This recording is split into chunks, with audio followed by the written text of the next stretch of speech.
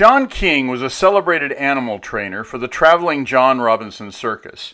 On September 27, 1880, the day that the circus entourage was departing Charlotte, North Carolina, he was pinned to a flat surface by a furious male elephant named Chief.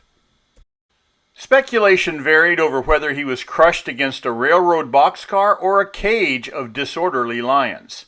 The location scarcely mattered, as the 5-ton bulk of Chief squashed King to death, breaking nearly every bone in his flattened frame.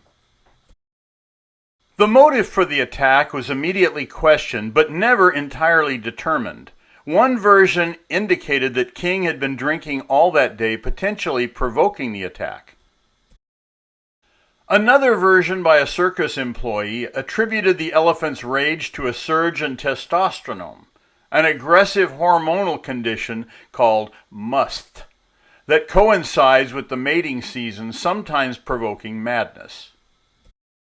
King was responsible for handling and training the bull elephant Chief, along with his mate Mary and their child Boy. The circus had initially arrived into Charlotte after performing in a series of small southern towns.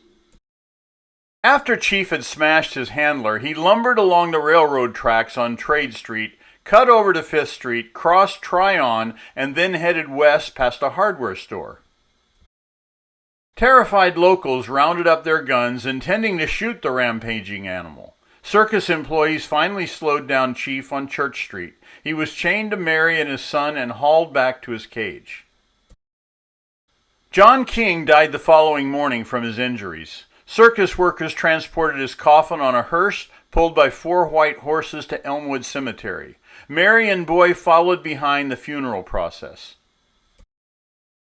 Chief remained alone in his cage. A marble obelisk tombstone would later designate the grave of John King, featuring an elephant and inscription. Chief would live an additional decade in the Cincinnati Zoo. His unruly fits killed 2 additional trainers. The zoo finally assembled a firing squad to shoot Chief to death in the zoological garden. Reportedly, his body was then stuffed and pulled around the city on wheels as a marketing stunt. A portion of Chief's remains would be added as a roast elephant loin on the menu of the Cincinnati Palace Hotel, earning praise for his complex and savory taste.